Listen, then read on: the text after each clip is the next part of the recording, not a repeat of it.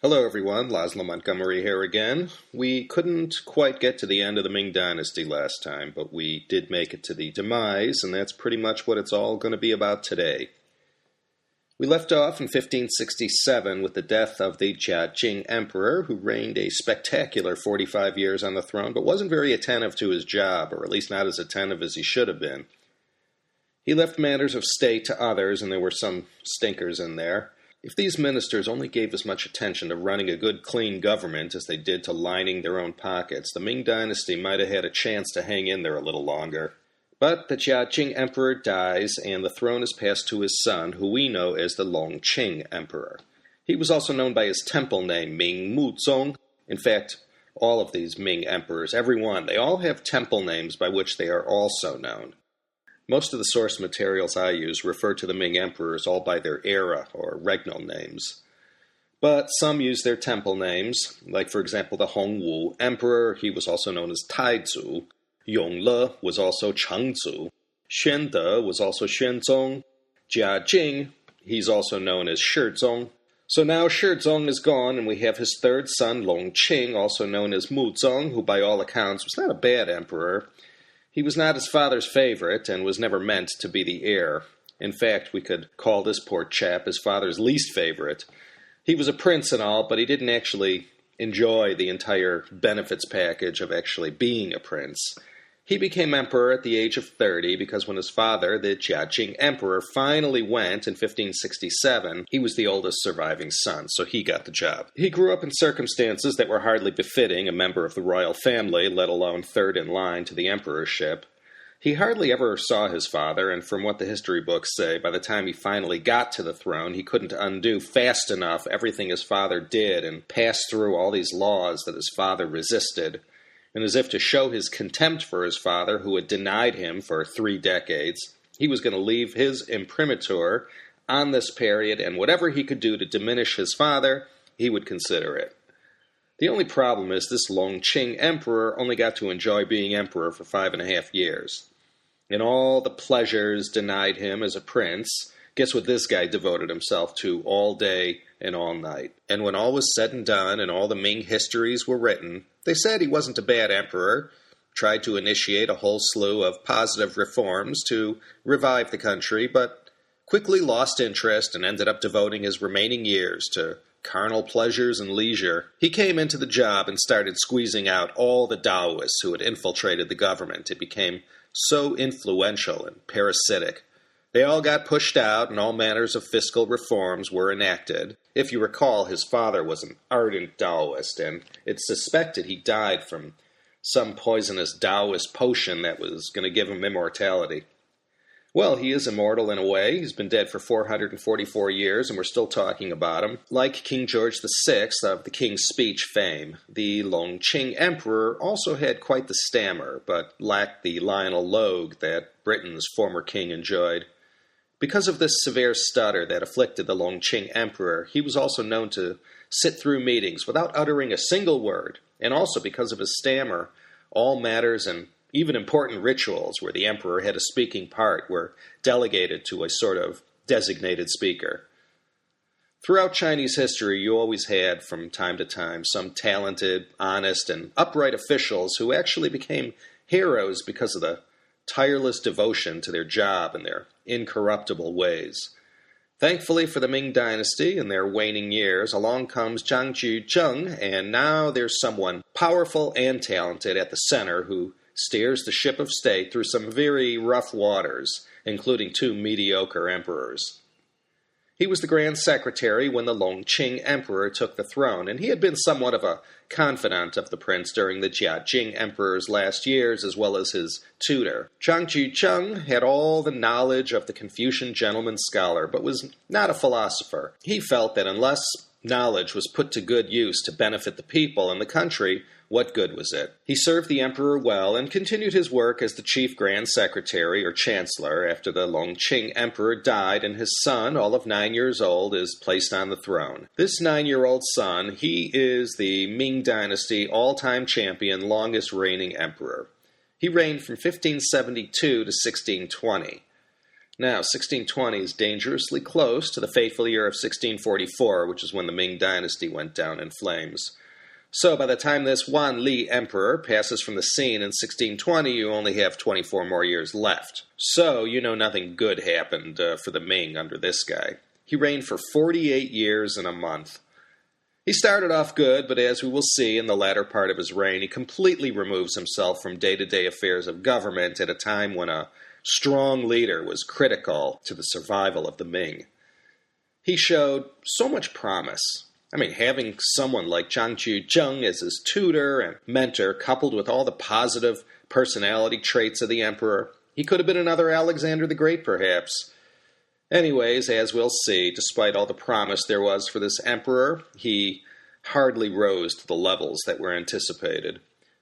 So, the Wanli Emperor, also known by his temple name as Shenzong, he takes over the throne as a child and luckily had the great behind-the-scenes guy, Zhang Juzheng, to manage affairs for him. I know these behind-the-scenes guys, they don't get a lot of glory that they deserve. The history books all tend to focus on the emperors or the evil villains more than the good, talented, and practical chancellors who provided the actual leadership, but in the emperor's name, of course.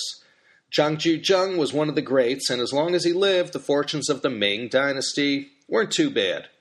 The young Wanli Emperor had the good sense to leave matters in his hands, and the country was better for it. Now, despite being an able administrator, there, of course, were plenty of factions within the imperial court who were lined up against the chancellor.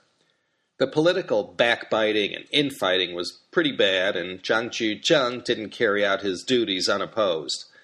Zhang's enemies at the court were able to slowly turn the emperor against his lifelong mentor and tutor. He was always at odds with the conservative factions at court, and especially with the Neo-Confucianists who studied Juxi and Wang Yangming. Zhang Juzheng was impatient with these guys and their obfuscating ways and how they were so busy focusing on the tree and that they lost sight of the forest. Zhang Juzheng famously once said, and I'm quoting the translation, "I wish that today's scholars would plant their feet firmly on the real ground to pursue real achievement. Take respect for the intrinsic nature of things as the basis of action, take compliance with established regulations as their norm, and take sincere obedience to the superior as loyalty." If only. You can't live forever, and this great chancellor passed in 1582, 10 years into the reign of the Wanli Emperor. He got his emperor through his minority, so when he finally dies, the emperor is 19 years old, and of an age where he should have been able to take things over. The only problem was he didn't. All those years of training from his mentor, Zhang Juzheng, didn't really do much, and as soon as he's gone, the fortunes of the Ming Dynasty begin to slide. The opposing faction was able to convince the emperor to posthumously disgrace Zhang Juzheng. So after all this guy had done for the emperor, all the usual things that happen when someone is disgraced posthumously happened to Zhang Juzheng, including confiscation of his wealth and, of course, hardships for his family. He was rehabilitated later on, but immediately after his death, his fate wasn't very good. Wanli, though mostly famous for being an absentee emperor during the last 2 decades of his rule, was quite enthusiastic when he took complete control in 1582.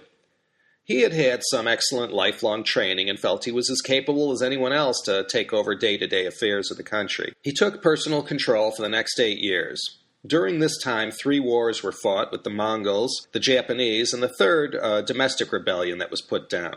The forces of the Ming Emperor prevailed 3 times out of 3. However, as I have mentioned, this emperor who showed so much hope and who reigned for so long, and by the very virtue of his longevity on the throne, brought a chance that maybe he could have been a Han Di or a Taichang or even a Yongle as far as being a rock of stability to China. But somewhere around the turn of the century, when 1599 turned into 1600, this Wanli Emperor just turned his back on the government and disappeared to the inner sanctums of the Forbidden City to spend the next 20 years in utter gluttony and debauchery. He became obese. He had a huge falling out with the court bureaucracy over a succession issue. He refused to see ministers. He had so much disrespect and disdain for these officials and had become so disillusioned about all the things they did, their backbiting and self-serving ways. So in 1600, he's 37 years old, and for the next 20 years, he's ducking and hiding from everyone, and you'd be surprised how quickly things began to break down once it became impossible to get the emperor to sign off on anything. That was it. The Wanli Emperor just up and took a powder and told everyone to go run the government without him and leave him alone. And I'm not going to say this was the direct cause of the Ming's fall, but sure was one of the causes. Other than satisfying all his personal pleasures, the Wanli Emperor also started sponging off the imperial treasury and acquiring vast amounts of wealth.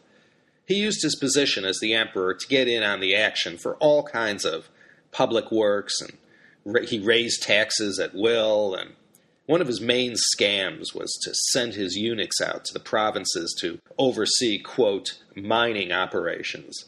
Now, in reality, no mines were actually operated. Mining consisted of shaking down the local businessmen, farmers, artisans, or whoever had wealth of any shape or kind. The Wanli Emperor was obsessive about this and focused all his energy, or whatever energy remained from his other passionate pursuits. So this mining business amounted to legalized extortion, and because the one perpetrating the extortion was the chief executive of the country, there was nothing anyone could do about it except pay up. Another one of the Wanli Emperor's passions in life was preparing for his afterlife. No expense was to be spared in the construction of his tomb. The site, located on the premises of the 13 Ming tombs, although there were not 13 yet, was personally selected by the emperor, and he made regular visits to check on the construction. From 1584 to 1601, workers and artisans toiled to complete this massive tomb. Estimates ranged from 80 million to 800 million taels of silver. On the low end, 80 million taels of silver at today's silver share prices would be around 2.6 billion US dollars. You could buy 1,000 homes on Mulholland Drive for that kind of change. The Ming Emperor Wanli, Ming Shanzong, he died in 1620 after falling ill in the spring. He gave somewhat of a deathbed confession and admitted he had failed to live up to what had been expected from his ancestors, and he admitted his avarice and his utter neglect of his duties, and he repealed all his most unpopular taxes, and officials were rehabilitated who fared poorly during his reign. Then he died on August 18th, 1620. Now, it was during the time of the Wanli Emperor that the Jesuits began doing their mission work in China.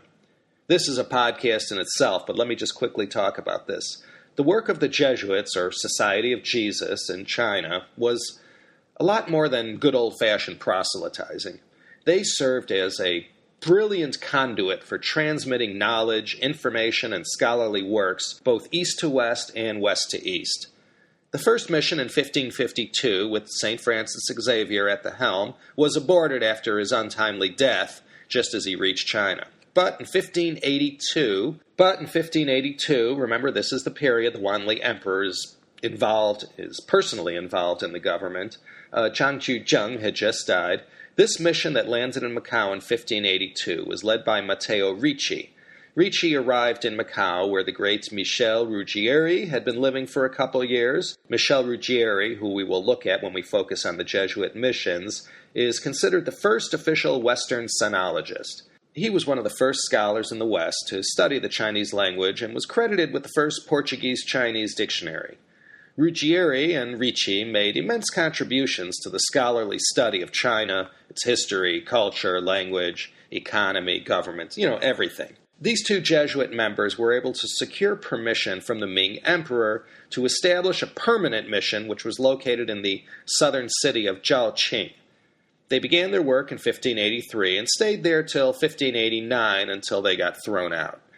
Things recovered and the mission reached Beijing in 1598, but no success meeting the Wanli Emperor. But finally in 1601, Matteo Ricci received a formal invitation from the Wanli Emperor's people to come up to Beijing and become a formal advisor to the emperor. Now, as we'll see, by this time Matteo Ricci had developed quite a reputation amongst the Confucian literati for his incredible wisdom and for a lot of the Western knowledge of science and technology. Now, not all Confucians were alike, and some were hardcore conservative and rejected anything Western on principle. But for many of the literati, he was very respected. Ricci was also the first Westerner to come in contact and discover the Jews of Kaifeng, who had been around since the Song Dynasty. We'll also do a podcast on them one day.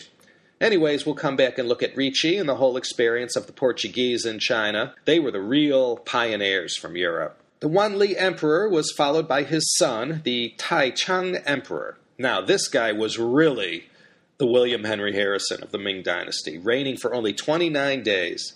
I mean, even the 9th president of the U.S. beat him out by a few days. How did this emperor die so quickly? Well, of course, there's a story behind this called the Hongwan An, the case of the red pills. The emperor died mysteriously one morning after ingesting these little red pills. He had taken ill after enjoying the fine gift of the Lady Zheng, consort to his father. She had given him 8 breathtaking girls, which he pleasured himself of to such a degree that he fell ill. So these pills, instead of curing him, ended up killing him. So this sudden jolt to the Ming Dynasty did not help matters because 20 years of decay had already firmly set in and the Ming was on its way down. So now this happens, and next you have this 29-day emperor's son, the Tianqi Emperor, now on the throne. As for the newly deceased emperor, he didn't live long enough to construct his own tomb, so they ended up inserting him inside the tomb that was originally meant for the Jing Emperor, who had been banished after death to a less desirable location other than the official Ming Dynasty tombs just north of Beijing. The Wanli Emperor, by the way, is buried in the 3rd largest of all the 13 Ming tombs. His tomb is called Dingling. It is the only one of the 13 Ming tombs to be excavated. It was discovered intact. It was excavated in 1956, and so badly was the excavation botched, this became the only tomb ever to be officially excavated. So even though the tombs of many of the great emperors and empresses have been definitively located, because of the utter disgrace that befell the fate of the Dingling excavation, nothing has been dug up yet. When the level of technology reaches a point where Chinese archaeologists and scientists can safely excavate tombs that have been sealed for over 2,000 years, they will commence work. The trauma of what befell Dingling and many of the priceless artifacts that came out of there is a topic that's not popular to discuss in China. In fact, during the Cultural Revolution, the remains of the Wanli Emperor, which was essentially his skeleton, was hauled out and denounced at one of these infamous Red Guard struggle sessions. Anyway, the Dingling Museum, it's been all fixed up. It's worth seeing if you're in Beijing. So the Tianqi Emperor, he was another bad one, and as the story goes, was also illiterate. During the entirety of his 7-year reign, he hardly paid attention to affairs of state and left the government in the hands of 2 devious souls. During the entirety of his 7-year reign, he hardly paid attention to affairs of state and left the government in the hands of 2 devious souls, a eunuch, Wei Zhongxian, and his former nanny, Madame Ke. There's a lot of famous eunuchs in Chinese history, but Wei Zhongxian usually tops any list as far as the worst of the worst goes. He was only powerful as long as the Tianqi Emperor was alive, but during those 7 years he had absolute control and did some very, very nasty things. He owed his position to Madame Ke, Ke Shi. She, as I said, was the emperor's nanny and no dummy to boot. She was very influential and brought Wei Zhongxian into the inner circle, and of course, the rest is history. There was a whole miniseries in China a few years ago that chronicled this specific period and these characters, and I'm told was very popular. But this emperor doesn't last long, and by 1627 he is gone, and Wei Zhongxian and Madame Ke are also swept away as well and killed shortly thereafter. And that's going to be it, folks, because now we come to the last emperor of the Ming Dynasty, the Chongzhen Emperor, who was also known by his temple name, Ming Sizong. He was the brother of the Tianqi Emperor. The dynasty, by 1627, is beyond repair. There's no way it is ever going to recover. The first thing he does is he gets rid of the evil duo of Wei Zhongxian and Madame Ke. This emperor tried, but thanks to the good old Wanli Emperor, the state of the Ming was so poor at this time. The treasury was empty. There was no revenue sufficient to maintain a fighting army and a halfway decent civil bureaucracy. So, try as he might, the treasury was empty and they didn't have any fancy banking back in the 17th century that allowed the governments to create wealth out of nothing, so try as he might, the Chongzhen Emperor couldn't get any traction for any of his ideas to revive the dwindling fortunes of the Ming. It wasn't that the Ming institutions were poor or weak. I mean, we'll see. When the Ming falls, the Qing take over and they more or less continue on with the same way of running things that they inherited from the Ming. The problem resided mainly in the emperors. This one was well-meaning, but not suited to be a leader. The 1620s was really when you could begin to sniff the end of heaven's mandate for the Ming. First off, you had the trauma surrounding the sudden and suspicious passing of the Taichang Emperor, not to mention the last 20 years of the Wanli era that put the Ming on an irreversible one-way course to extinction. The Chongzhen Emperor was terribly suspicious of everyone, even his most loyal and capable officials and generals. He turned on everyone, most notoriously with the general Yuan Chonghuan. Yuan Chonghuan was the last great hope for the Ming and had scored great victories against the Manchus in the north, preventing their incursions into China proper. Anyways, the emperor succumbed to palace intrigue and had this great commander killed by the death of 1,000 cuts on some trumped-up pretenses. The 1620s was a decade where North China was suffering from one of its patented horrific droughts, which led to widespread famine and unrest. The peasant revolts started in the heartland up north in Shanxi and Shanxi. These became pretty serious in no time, and the emperor was sort of powerless to do anything because there was no longer sufficient funding to maintain an effective army or offer any famine relief. The way the tax system was skewed, the elites of society escaped all the inconveniences and hardships that taxes imposed on people. The elites of the Ming society felt much the same way as the late Leona Helmsley, that only little people paid taxes. And that's how it was in China at this time. There was never enough revenue raised to cover the whole Ming Dynasty's annual nut. So in times like this, as we have seen throughout Chinese history, going all the way back to the Bronze Age, the emperors had to rely on mercenaries and other private soldiers. And as it always happens in every culture and every part of the world, these soldiers slowly coalesced around leaders who had the charisma and talent to attract these soldiers, bandits, disaffected, and just the plain hungry. And once this starts happening, it's going to be curtains for the Ming. The one who we'll focus on is Li Zicheng. Li was one of hundreds of thousands who tried to escape the wretchedness imposed on them due to the drought and the failure of the government to provide for these stricken areas. He was born in the great revolutionary town of Yan'an in northern Shanxi. That's the place where the Long March of 1934-35 ultimately ended up, and it became the seat of the communist government until the breakout of the Civil War. For most of the 1630s, Li Zicheng's fortunes rose, and more people rallied to his side. By 1641, Li was set up in Henan province and began political work from there, calling for all kinds of tax relief for the peasants. The ancient city of Kaifeng, however, remained loyal to the Ming emperor and refused to accept Li Zicheng as their leader. So he had the dikes of the Yellow River smashed, and of a population back then of 378,000 inhabitants, supposedly over 300,000 were killed in this flood. Li moved his base from Henan to Shanxi, and it was there in 1644 that he declares the establishment of the Jin Dynasty, and he the first emperor.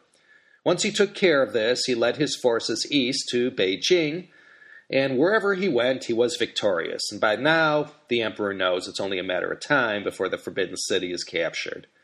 So, April 18th, 1644, Li Zicheng's forces are already defiling the tombs of the Ming ancestors. They're only days away from the capital. The Chongzhen Emperor was able to hear the fighting, and from the friendly confines of the Forbidden City, he was able to see the smoke rising off in the distance. The Chongzhen Emperor wrote a note, and I will quote what it said.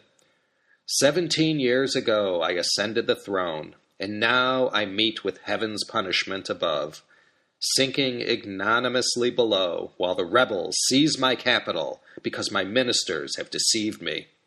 I die unable to face my ancestors in the underworld, dejected and ashamed. May the bandits dismember my corpse and slaughter my officials, but let them not despoil the imperial tombs, nor harm a single of our people. Then the Chongzhen Emperor gathered his immediate family together and told them of their terrible plight and the horrible fate that awaited them upon capture by the rebel forces of Li Zicheng. So he had everyone commit suicide, and those who would not perform this act and tried to escape, he had them killed, save one, his daughter, the Princess Changping. He cut off her arm but she was able to escape and survived and became a popular character in the Chinese folklore of this time. The Chongzhen Emperor thereupon walked up to Coal Hill in Jingshan Park behind the Forbidden City with his loyal eunuch Wang Cheng'en at his side, and from the Zuihuai, or the Guilty Scholar Tree, the last Ming Emperor hung himself. And this tree, the Zuihuai, survived all the way up to the Cultural Revolution when it was dug up and destroyed. However, there is a replica in its place today. And then Li Zicheng, he marched into the Forbidden City, first emperor of the Jin Dynasty, and he began his imperial reign. Li Zicheng, he wanted to be emperor so badly. In the first week that he occupied the imperial palace inside the Forbidden City, his troops murdered, raped, stole from the inhabitants of the capital, just created utter havoc. I read a long account of the taking of the capital by Li Zicheng, and whatever hope he had of holding on to this prize, he surely knew he had lost it after he saw what his rebel soldiers had done. He and his Jin Dynasty doesn't last more than a couple months before they too meet a bad end. And now the elephant in the room. All this time while I've been finishing off the Ming, I haven't mentioned them yet, and we'll bring them in here right now. The Manchus. All this time, since about 1627, when the Wanli Emperor died, had been probing the south to test for the softness of the Ming Dynasty. They had been making incursions into Chinese territory, and it caused great alarm in the capital. Their lands, of course, were to the north, and particularly the northeast, which we all know as the part of China called Manchuria. These are the three provinces of Jilin, Liaoning, and Heilongjiang. This was Manchu territory. To the Chinese, the Great Wall was a symbolic barrier separating the civilized world of China from the uncivilized hordes of the Xiongnu, Khitans, Jurchens, and Mongols. To the Jurchens of the 17th century, the Great Wall was a symbol that beckoned them and tempted them with all the riches and splendid civilization that lay south of the Great Wall. But also right along the borders of this no-man's land that separated the Manchu lands from the lands of the Middle Kingdom, you also had a kind of peaceful coexistence where Han and Manchu lived side by side, intermarried, carried out trade, commerce, and whatnot. The Manchu realm was divided into two territories. First, to the north and the northwest was the area called Zhihe, and is also more commonly known in the history books as Zhihol, or spelled Jehol. Here's a quick lesson. I mentioned Ricci and Ruggieri were the first Western scholars of China, but later on in the 19th century, you had Wade and Giles who introduced their system of romanization of Chinese. In the Wade-Giles system, R's are written as J's. Don't ask me why. So Zhihe, which translates to hot river, ended up being spelled as Jihol. And because of this, generations of students to Chinese history have referred to it as Jeehol, Jihol, instead of Zhihe. These lands, which today are located in northern Hebei and the westernmost part of Liaoning, were mostly the realm of the Oirat Mongols, who we discussed in the last episode. Now, the second region, controlled by the Manchus, was Manchuria itself, up in the northeast. These guys were tough. They weren't steppe peoples like the Mongols and others. These were forest people. This was all forest land. The Manchus were very, tribal and well-organized. Like the Mongols to the west, they were a constant threat to the Chinese.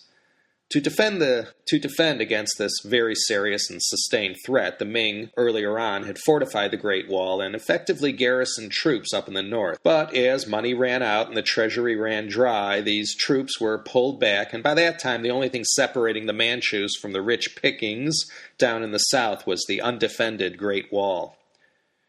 Things got more serious, and the emperor had to rely on these military leaders who amounted to nothing more than warlords to defend against the Manchus. Li Chengliang and Mao Wenlong were two of the most notable. So these generals were loyal to the Ming only in as much as they got what they wanted as far as fees and royal honors and privileges. Between military battles and divide and conquer diplomacy, playing one powerful Manchu leader off against another, the pot hadn't yet boiled over. The Manchus were still held beyond the Great Wall. In 1583, after a bloody intra-tribal struggle, there emerged a 24-year-old Manchu named Nurhaci, or Nurhaci. In Mandarin, we know him as Nurhaci. His father had recently been killed in a struggle for supremacy. By 1586, he has avenged the death of his father and was fast rising to the top of the pyramid that made up the myriad of clans among the Manchus. By 1593, he's pretty much acknowledged by the Ming as the top guy amongst the Manchus. By 1601, Nurhaci's confederation of clans had gotten so big that he had to organize everyone. He divided all his soldiers into companies of 300 men, and they were all organized under 4 banners, or qi, that were named after the color flag they flew on their standard. In 1615, the number of banners was increased to 16, and the heads of each of these banners were all relatives of Nurhaci, like his sons or nephews or whatnot. In 1616, he declared himself Khan. So up till now, the Manchus had not yet ever gotten to this level of organization under one single ruler. It had been like Afghanistan, where every tribal leader was a king unto himself and his tribe. Now, one guy was in charge, and he had grand designs on China. So, in 1616, you have the establishment of the later Jin Dynasty in Manchuria, with Nurhaci as the first emperor. Remember, this is not the Jin, fourth tone. The Jin Dynasty ran from 265 to 318. This was the great emperor Jin Wudi. You'll recall from an earlier podcast, we also had a later Jin during the 5 dynasties and 10 kingdoms period that followed the Tang Dynasty. And here we are talking about the Jin first tone. Jin is in the first tone means gold. It's also a very common surname, especially in Korea. The Jin Dynasty ran from 1115 to 1234. They were the Jurchen Dynasty who had helped topple the northern Song. So Nurhaci, being a Jurchen and all, as a nod to the past Jurchen glory, names his dynasty the Jin as well, and we of course know it as the later Jin. So you have the Jin Dynasty of the Jurchens and the Jin Dynasty, which united China after the 3 Kingdoms period. Down in Beijing, not too far south of the former Jurchen and now Manchu armies, the situation was worrisome to say the least, and the only thing holding back the Manchus were these warlords who, though they claimed loyalty to the Ming and had fought bravely over the years for the emperor, in the end they were only loyal to themselves. And if Nurhaci cut them a better deal than the Ming emperor, their loyalties could be bought. Plus, it was a very bad sign that the Manchus were all organized like they were and had already taken on the name of a dynasty that had helped topple the Song back in 1127. Things were looking good for the Manchus, but in 1626, Nurhaci, the first emperor of the later Jin Dynasty, dies suddenly at the Battle of Ningyuan, a victim of the cannon that the Ming had acquired from the Portuguese. The victorious Ming general was none other than Yuan Chonghuan, who later on was a victim himself of the Chongzhen Emperor. This was during the time of the short-reigning Tianqi Emperor, which spared the dynasty an invasion by the forces of Nurhaci. So the death of Nurhaci bought some time for the Ming. Nurhaci, by the way, was credited with creating the Manchu script, or writing system. What was starting to happen now was that the rats were, one by one, starting to abandon the sinking ship. These warlords who served the Ming emperor out in the hinterlands, always trying to keep the Manchus at bay, they began to defect to the Manchus, accept their customs, and in return for their loyalty, they were treated well and prospered under the new regime. These turncoat Chinese generals, or warlords, they sort of combined together to form a special force that the Manchus used against the Ming forces. They were quite effective, and together these collective forces moved ever closer to Beijing. In 1636, the name of the dynasty was changed from the later Jin to the Qing.